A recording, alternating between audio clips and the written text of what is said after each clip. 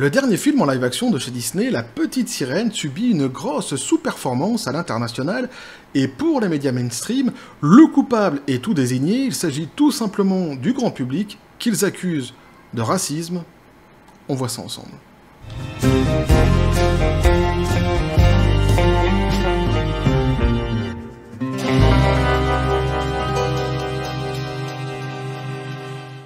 Et ce qui devait arriver arriva. Quelque part, on s'en doutait que si le film avait fini par sous-performer, eh bien, les médias auraient fini par sortir la carte de l'insulte, et plus précisément celle du racisme. Et bien ici, c'est le cas, petit café les copains. Puisqu'effectivement, le film a subi une grosse sous-performance à l'international, mais pas que d'ailleurs. Sur un plan national aussi, dernièrement, il a subi un gros coup de frein, notamment dès lors qu'il a été mis en concurrence avec d'autres films qui sont sortis, tels que Spider-Man, mais ça, c'était assez prévisible. On pouvait facilement l'imaginer et s'en douter. Eh bien, ici, donc, à les médias mainstream, au lieu d'explorer certaines pistes, telles que peut-être un scénario qui serait mal ficelé, peut-être que les effets spéciaux ne sont pas à la hauteur des 250 millions de dollars, ce que Disney a mis sur la table, ou peut-être encore que le public a fini par s'agacer, à se lasser des messages propagandistes dans chacune des productions Disney, qui ne donne pas envie au public de payer de sa poche et de se déplacer pour aller voir un film de Disney au cinéma. Toutes ces pistes qui auraient pu être évoquées, qui auraient pu être discutées, sans doute certaines d'entre elles discutables, ne le sont absolument pas, puisque eh bien, la seule carte qui est retenue ici, eh bien, c'est l'anathème, l'insulte, évidemment, et plus précisément, donc, à celle du racisme. Alors, ceux qui en prennent le plus dans la tronche, dernièrement, globalement, à l'international, ce sont les Asiatiques, et plus précisément, les Chinois et les Sud-Coréens, mais plus globalement, même, l'Asie du Sud-Est aussi, le continent asiatique, dans sa globalité. Et alors, il est sorti dernièrement, justement, il y a quelques jours de ça, au Japon. On n'a pas encore les chiffres qui sont tombés, il faudra attendre, c'est le premier week-end, donc, de sortie au Japon. On va voir ce qu'il en est exactement. On se souvient que Disney en attendait beaucoup, justement, de cette fameuse sortie au Japon pour justement récupérer certaines billes. Moi, de ce que j'ai pu voir, moi qui suis ici en Asie et proche du Japon, ce que je peux dire, c'est que déjà quelques jours avant la sortie du film, dans les salles au Japon, eh bien, il n'y avait pas une grosse hype de la part du public japonais qui n'avait pas vraiment envie de se déplacer et de payer pour aller voir ce film au cinéma. Et les premiers chiffres qui commencent à tomber, pour l'instant, ne sont pas très très bons. On verra évidemment, on va attendre de voir exactement ce qu'il en sera quand le premier week-end de sortie sera terminé, mais je pense que si effectivement les chiffres ne sont pas bons au Japon, on pourra commencer à se dessinera assez facilement les esquisses d'un vrai flop concernant ce film, puisque c'était un petit peu la dernière bouée sur laquelle pouvait se raccrocher Disney pour espérer eh bien, un succès, ou je ne sais même pas si on pourrait dire un succès, mais en tous les cas, rentrer dans ses frais, et pour l'instant c'est assez mal barré. On verra aussi, j'ai trouvé un article, où il y a justement un tabloïd asiatique, et plus précisément chinois, qui nous donne son avis sur les insultes qu'ils reçoivent dernièrement. C'est assez intéressant d'avoir aussi leur point de vue, et à la fin évidemment je vous donnerai mon avis sur tout ça. Et donc on nous dit, les médias grand public blâment le racisme pour la sous-performance au box-office international du film en live-action Disney, La Petite Sirène, dans un geste que tout le monde a vu venir à partir du moment où Halle Bailey a été annoncé comme chef de file du film. Les médias grand public ont officiellement blâmé le boogeyman générique du racisme pour les échecs au box-office du film, du remake en live-action Disney, donc de Disney, pardon, La Petite Sirène.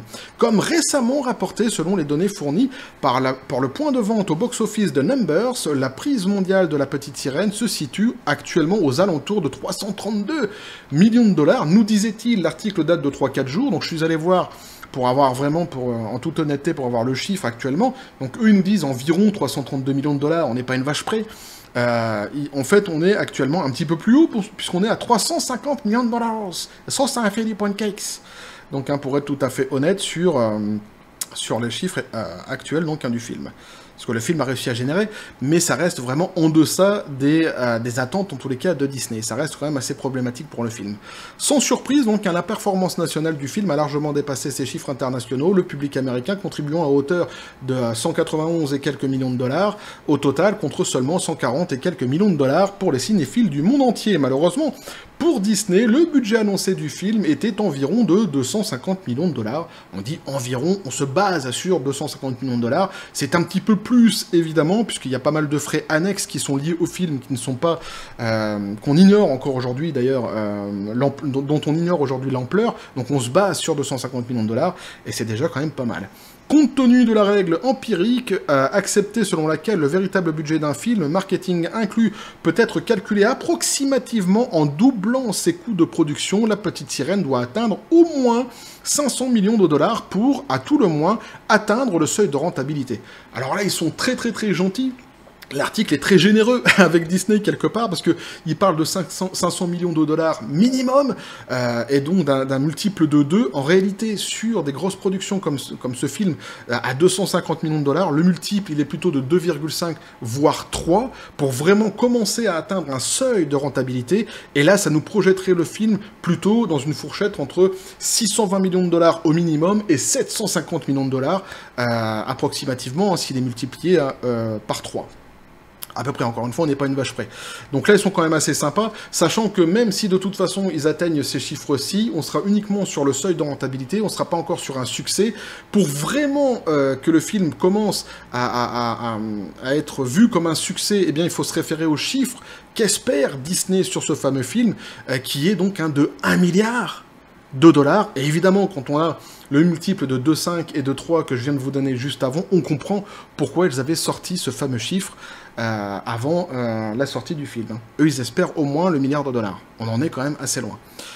Et avec le film, tout comme son protagoniste, qui perd actuellement ses jambes dans les salles de cinéma, les chances que la dernière prise d'argent du film en live-action de chez Disney soit rentable sont de plus en plus minces. À la lumière de cet échec, plutôt que de réfléchir au fait que la plupart des publics sont soit fatigués de voir des œuvres classiques constamment et paresseusement mises à jour, dans l'espoir de gagner rapidement de l'argent, soit simplement généralement désintéressés de voir un autre produit lourd en CGI, les médias grand public ont blâmé une attitude générale de racisme concernant les mauvais chiffres du film. Alors, il dit comme moi, en fait, tout simplement, au lieu d'essayer d'explorer certaines autres pistes, qui pourraient justement commencer, on pourrait justement commencer à ouvrir le débat et essayer de comprendre ce qui ne marche pas dans ce film-ci, eh bien, ils ont décidé de complètement, de couper tout dialogue, d'ailleurs, de couper tout débat, en allant uniquement sur l'insulte, puisqu'on nous dit ici, Brooks Barnes du New York Times a affirmé que le film atteindra plus près de 600 millions de dollars, selon les analystes du box-office, dans une déclaration qui a été faite dimanche dernier. En grande partie parce que le film a échoué à l'étranger, ils ont été bombardés de critiques, avec des trolls en ligne inondant les sites de films et de critiques racistes à 1 étoile. Notamment Barnes n'a pas fourni de citation pour les experts qu'il a cités.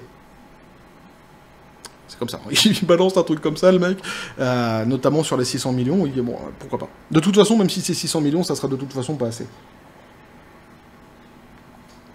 En tous les cas, si on se compare à ce qu'espérait Disney. Donc vous l'aurez compris, on est tout de suite évidemment, donc s'il y a des mauvaises notes qui sont données sur les sites de notation, si les gens ne vont pas voir le film, c'est forcément parce que ce sont des trolls, des racistes, exactement le même discours qu'on avait eu pour Le Seigneur des Anneaux, les Anneaux de pouvoir, à ceci près, comme je le dis maintenant, qu'ils y vont plus du tout avec le dos de la cuillère, ils y vont franco. Alors de même, dans leur couverture du 5 juin, sur les chiffres du film, sur le marché étranger, The Hollywood Reporter, citant ses propres sources anonymes, a rapporté que le film a échoué à la fois en Chine et en Corée du Sud, spécifiquement en raison de réactions racistes. Ah ouais. La Petite Sirène est aspergée sur certains marchés étrangers au milieu d'une réaction raciste à propos du casting de l'actrice noire Halle Bailey. Dans le rôle d'Ariel, ont déclaré Pamela McClintock et Patrick Berzeski. Le tollé des médias sociaux à propos du casting de Bailey a été particulièrement bruyant sur les deux marchés. Des sources pensent que cela a entraîné des critiques d'audience non vérifiées dénigrant le film. Ouais, mais prends-les... Alors, en plus de les prendre pour des racistes, prends-les aussi pour des cons. Pourquoi pas, ça va avec quelque part.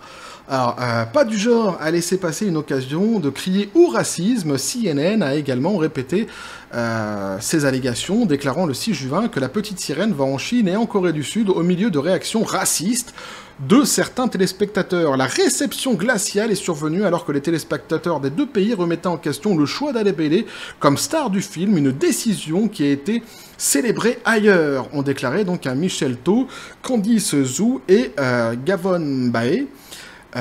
Les fans de Chine continentale ont partagé leurs objections au film en ligne. exprimant principalement leur déception face au casting de Bailey, ont-ils ajouté. Un sentiment similaire a été trouvé sur les réseaux sociaux en Corée du Sud et au Japon, où le film n'a pas encore été ouvert. Donc là, c'était à l'époque où, où ils ont écrit cet article-ci. Hein. Là, le film est bien sorti au Japon. Il a également donc, fait l'objet de critiques de la part de ceux qui disent que la représentation d'Ariel semble différer de celle dont ils se souviennent. Ah, c'est ce que les Japonais donc ont dit.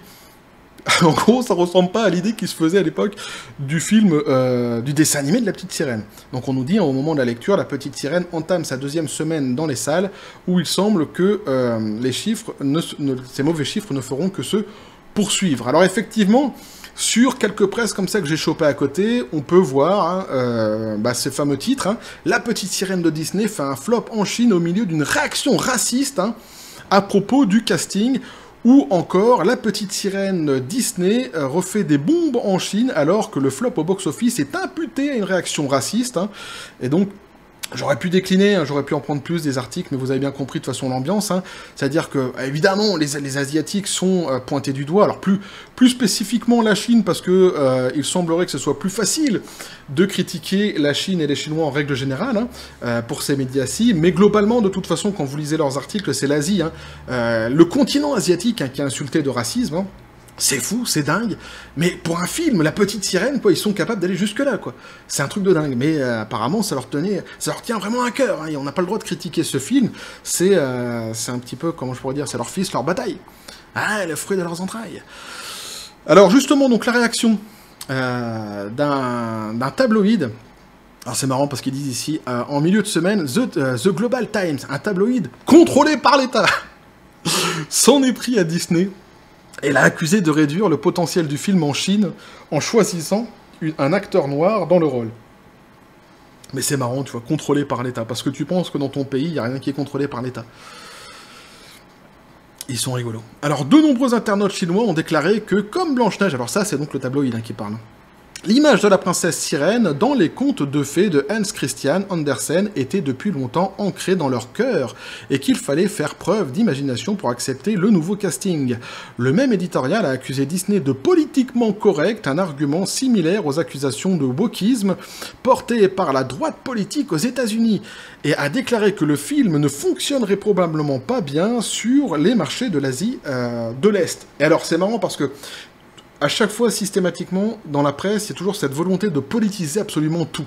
C'est ça qui est dingue, c'est-à-dire qu'il faut qu'ils viennent en rajoutant « Alors ouais, mais à droite aussi, le parti politique à droite, aux États-Unis aussi, il est contre. » Mais quand on voit les chiffres du film, et quand on voit surtout le nombre de personnes qui se sont pas déplacées pour aller voir le film, on se rend compte que ça dépasse très largement, en fait, les clivages politiques. Il y a vraiment un vrai problème, en réalité, avec ce film-ci, et il y a peut-être justement d'autres pistes à explorer qui seraient, à mon avis, beaucoup plus pertinentes. Mais il y a toujours cette volonté de confrontation, de conflit, quelque part, d'entretenir certains conflits, et de politiser les débats, et donc, du coup, de mettre dans des camps, dans des cases, celui qui s'exprimerait, évidemment, sur ce sujet.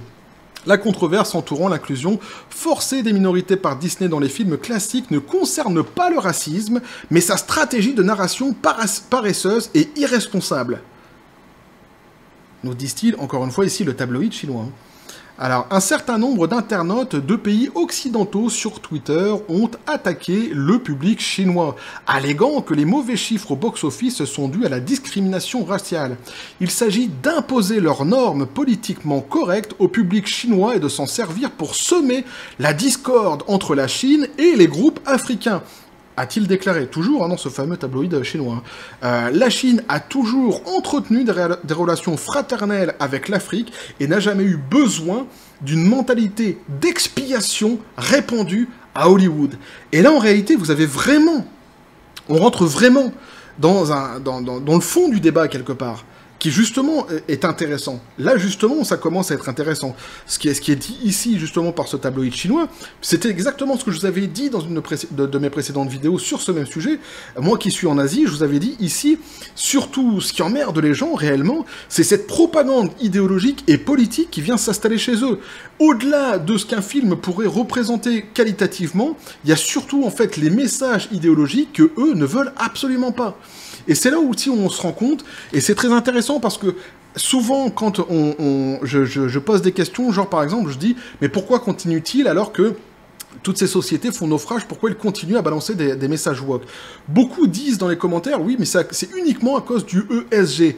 Alors, effectivement, le score ESG tient une part importante dans une espèce de forme de propagande idéologique, c'est vrai, mais on se rend compte en réalité que, et surtout il ne faut pas l'occulter, que le score ESG n'est qu'un outil. Ce n'est qu'un outil, ce n'est pas que ça. Ça va bien au-delà de ça. On est sur une politique réelle, hein, sur une vision civilisationnelle, j'ai presque envie de dire, et on est bien vraiment au-delà de ce fameux score ESG qui ne peut pas tout expliquer. Parce que même si c'est aller chercher des investisseurs ou des investissements en essayant d'avoir une bonne note au score ESG, faut toujours se souvenir que qui dit investissement dit retour sur investissement. Donc quand on voit ce qui se passe actuellement, et d'ailleurs on l'a vu avec certains investisseurs eux-mêmes qui ont porté plainte contre Disney, que ça va bien au-delà en réalité de cet outil ESG, et certains qui prônent ça uniquement en expliquant tout, en disant c'est à cause de ça, c'est à cause de Flint, et tout ce qui se passe aujourd'hui, c'est à cause de BlackRock. C'est plus compliqué que ça en réalité. Il faut vraiment comprendre que le score ESG, notamment, c'est un outil surtout, mais qu'en réalité, il y a vraiment un projet politique derrière tout ça, qui sont menés justement par des politiques, qui eux, quelque part, s'en foutent des scores ESG. Et d'ailleurs, qui quelque part aussi, on peut le dire clairement, s'en foutent même des minorités. Il y a un vrai sujet à creuser derrière, qui est bien plus large, hein, évidemment. Alors d'autres l'avaient déjà évoqué dans les commentaires sous des vidéos qui traitaient justement de ces mêmes sujets-ci, avec qui j'ai pu discuter, certains d'entre vous, où justement on évoquait le fait que, eh bien, toute cette propagande idéologique woke ouvrait sans doute de nouveaux marchés, notamment ceux de la médecine, ceux des médicaments, etc., de la médication, etc., qui représentent des milliards et des milliards. Vous voyez, c'est beaucoup plus compliqué que ça, que de tout résumer à chaque fois de dire « Ah mais c'est le score ESG qui fait ça ». Non, c'est plus compliqué que ça. Et ici, justement, précisément, pourquoi je dis ça, pourquoi j'en parle maintenant? Parce que précisément, c'est ce que les Chinois disent ici, dans leur communiqué. Ils voient bien, en fait, cette idéologie politique essayer de s'installer, de s'ancrer en Asie. Ils ont bien compris que c'était un projet civilisationnel et ils n'en veulent pas. C'est aussi simple que ça. Alors ça, c'est pour l'aspect politique. Et quelque part, si tu prends un petit peu de hauteur et que tu essaies de comprendre ce qui est en train de se passer en Asie réellement. Pour un côté plus basique, tous ceux à qui j'ai pu demander, moi depuis le temps, justement, je me suis amusé à grossir quelque part le sondage que j'ai fait concernant ce fameux film autour de moi, de tous les amis que je peux avoir, ou des gens que j'ai rencontrés comme ça, avec qui j'ai pu parler justement de ce même sujet-là, les réactions qui sont données sont systématiquement les mêmes. D'abord, ils disent « Moi, j'ai pas à payer, en fait, pour vous prouver que je suis pas raciste. » Ça, c'est un truc pour les Asiatiques, ça les énerve plutôt qu'autre chose. Le chantage au racisme, en gros, ce qu'ils me disent, moi, c'est « Vous pouvez vous le prendre, vous le calez bien profond, ça marche sans doute avec les Occidentaux, mais avec nous, ça fonctionnera pas, on en a rien à battre. » Et plus que ça, quand tu leur poses vraiment la question de pourquoi ils veulent pas aller le voir, ils te disent tout simplement. Parce qu'en fait, il y a eu une œuvre de base qui a déjà été travestie par Disney en tant que dessin animé, mais on pouvait le comprendre parce qu'il l'adaptait justement pour un public d'enfants à la base, et aujourd'hui, on est encore dans autre chose, dans une nouvelle proposition qui est faite par Disney, et cette proposition qui est faite ne nous correspond pas. Souvenez-vous, je l'avais déjà dit dans d'autres vidéos, que certains des acteurs qui sont les plus cotés en Chine, qui sont les plus aimés, dans ces acteurs-ci, vous avez Will Smith, et là, la chose que je comprends le moins, mais c'est comme ça, c'est leur goût, le fils même de Will Smith.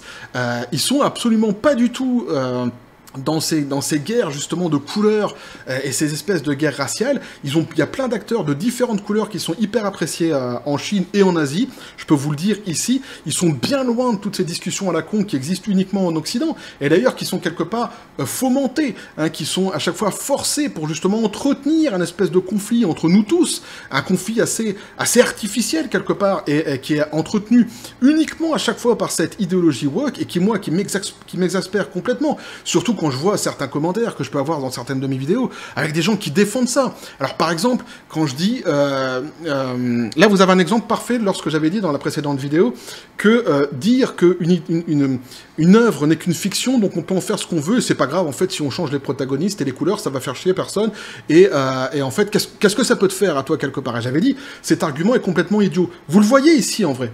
C'est-à-dire que c'est sous vos yeux, j'ai pas besoin de l'expliquer. C'est idiot, pourquoi? Parce que chaque œuvre, en fait, d'abord, elle appartient uniquement à son créateur. Il la propose au monde entier, tu l'aimes ou tu l'aimes pas, peu importe. Mais à la base, elle appartient à son créateur. Donc quand il a écrit quelque chose, d'abord, la plupart des romans qui sont écrits sont en général des fictions. Très peu sont des romans qui sont vraiment complètement 100% faits sur des faits réels. Après, les documentaires, c'est presque encore pire lorsqu'ils sont travestis, on l'a vu avec Cléopâtre. Mais ici, c'est pas la question, on parle uniquement d'œuvres de fiction. Mais d'abord, donc, je disais, l'œuvre appartient à son créateur. Le minimum de respect peut-être à avoir quand tu fais une adaptation d'une œuvre, eh bien, c'est de respecter celui qui a créé des personnages et qui a créé l'œuvre, justement. Elle vous appartient pas. J'ai presque envie de dire quelque part, mais pour qui vous vous prenez? Et c'est un petit peu ça, en fait, ce qu'ils disent ici, les Asiatiques. Quand ils disent, moi j'avais une œuvre qui était chère à mon cœur et vous en avez fait n'importe quoi. Ils s'en foutent de l'idée de la couleur, machin de ça. C'est juste que tu leur vends la petite sirène, ils veulent voir la petite sirène. Si ça ressemble pas à la petite sirène qu'ils avaient vue quand ils étaient enfants, ils vont pas le voir. Point final. Tu le prends comme tu veux, mais c'est comme ça. Et pourquoi? Parce que justement, l'idée de conserver, quand on fait une adaptation avec plus ou moins de liberté qu'on peut prendre sur une adaptation, c'est normal, puisqu'à un moment donné, ça peut pas être complètement... ça peut pas être... En tous les cas, c'est rarement complètement la même chose que lorsque ça a été écrit justement par un scénariste d'ailleurs, ou par un écrivain. Mais il y a toujours une adaptation, il y a toujours des libertés qui sont prises. Mais entre se permettre quelques adaptations et travestir une œuvre, il y a quand même un grand écart qui est fait. Voilà. Donc, et en plus, le fait de dire qu'est-ce que ça peut te faire finalement parce que ce n'est qu'une fiction, si tu prends cet argument-là, c'est un argument qui malheureusement se décline. Il peut se décliner absolument sur l'œuvre. Et à la fin, tu peux te trouver avec une idée de base qui appartient à une œuvre, et évidemment tout travestir à l'intérieur qui ne ressemble plus du tout à l'œuvre de base. Voilà. Et après, par contre, tu prends quand même le nom du livre, par exemple, qui avait été écrit, le nom de celui qui l'avait écrit, en disant, regardez, j'ai adapté le livre de tel écrivain, tel grand écrivain, tel livre de tel grand écrivain. Effectivement, à la fin, c'est un mensonge. C'est un mensonge, puisque ce principe de dire ce n'est qu'une fiction, donc on peut faire ce qu'on veut, bah, c'est un principe qui, malheureusement, peut se décliner absolument sur toute l'œuvre, dès lors que l'œuvre, en elle-même, c'est une fiction. Donc c'est pour ça que je dis que cet argument-là n'est pas viable. Il n'est pas viable. On peut essayer de trouver des explications, des raisons, et débattre sereinement de ce qui est en train de se passer, mais ça sert à rien d'essayer. En plus, ce sont des arguments qui sont donnés souvent par des gens qui, justement, veulent défendre corps et âme l'idéologie et la propagande woke, et... évidemment, ça évite, en sortant ce genre d'argument-là, de sortir sur le fond du problème, qui est ici justement relevé une fois de plus sur l'article qui a été du tabloïd chinois, qui est en fait le message politique. Le vrai problème, il est là. Le vrai gros problème, il est là, dans les changements qui sont opérés actuellement, et les changements, on les connaît tous, on les voit tous, que ça soit pour Cléopâtre, que ça soit pour la reine d'Angleterre, etc. C'est systématiquement toujours le même message qui est passé. Eux, en gros, ce qu'ils disent, les Asiatiques, c'est si vous, les Occidentaux, on peut vous prendre pour des cons et que vous aimez ça, faites ce que vous voulez, mais avec nous, ça ne marchera pas. Voilà. L'éléphant dans le couloir, on le voit. Et on le refuse. En gros, c'est ça. J'ai essayé d'être assez clair quand même sur tout ce qui est en train de se passer. En tous les cas, sur les accusations et les critiques que je trouve évidemment assez effroyable et assez terrible concernant justement l'Asie et les Asiatiques. Je trouve ça fou d'être capable comme ça d'insulter tout un continent. C'est dingue. Puis moi, ça me met en colère, vous le savez bien, puisque déjà, je vis ici en Asie. Mes enfants sont tous métis, moi, donc y a pas de souci. Ils sont franco-asiatiques tous. Quand je dis tous, c'est parce que j'en ai beaucoup. Évidemment, ma femme aussi est asiatique. Donc évidemment, c'est un sujet qui en plus me tient à cœur et qui me met quand même assez en colère quand je vois comment ils sont traités et surtout comment ils ne sont pas écoutés et comment on essaie justement de clôturer les débats avec des anathèmes et des insultes systématiquement, qui sont systématiquement les mêmes et qui finissent par être vraiment réellement l'apanage des imbéciles, puisque ils s'empêchent, eux d'ailleurs, et ils empêchent à tout le monde de pouvoir réellement débattre des sujets qui risqueraient d'être beaucoup plus intéressants, notamment ces fameux messages politiques qui sont mis dans chaque production Disney ces derniers temps, et puis le score OSG, et puis toutes ces choses qui sont fort intéressantes et qu'on pourrait discuter, mais qu'ils coupent justement avec leur insulte. Donc j'ai essayé d'être vraiment le plus clair là-dessus, concernant les chiffres. J'ai pas fait de vidéo encore sur les chiffres actuels sur la petite sirène. Pourquoi? Parce que j'attends un petit peu, j'attends de voir ce qui va se passer au Japon. Les chiffres ne sont de toute façon pas très bons. On l'a vu justement ensemble, 350 et quelques millions, sachant qu'il leur faut au moins, on va dire, 500 millions vraiment pour être gentil. Mais en réalité, on va plus s'approcher des 600, 650, voire 750 millions pour vraiment atteindre un seuil de rentabilité pour le film. Et que quoi qu'il en soit, Disney a considéré, ou pourrait considérer que c'est un succès, qu'à hauteur de 1 milliard. Donc évidemment, on se rend compte qu'on en est quand même très loin. Mais Et je continue à suivre le sujet, et les chiffres, qui ne sont pas les miens, je vous les donnerai évidemment lorsqu'ils sortiront, et on pourra faire une analyse de tout ça. Et si le film tout d'un coup se met à cartonner à l'international, je le dirai aussi, sans aucun problème. Bref, voilà ce que je peux vous dire là-dessus les copains, n'hésitez pas à me dire ce que vous en pensez dans les commentaires, à vous abonner si le contenu vous a plu, activer la petite cloche pour les prochaines notifications, les prochaines vidéos qui vont arriver, à balancer un like, à partager la vidéo. Vous avez mon Twitter et mon Facebook qui sont dans la description des vidéos. Sur ce les copains, je vous dis comme toujours, à la John Spartan, paix et félicité, sujet évidemment passionnant, sujet passionné, que je vais continuer à suivre avec vous, et en tout cas on peut se rendre compte que les analyses qu'on avait fait ensemble, sous les commentaires des précédentes vidéos sur ces mêmes sujets-là, sont quand même assez fines, assez bonnes dans l'ensemble, on s'était quand même pas planté. Et ça c'est quand même assez cool. Bref, et que la force soit avec vous.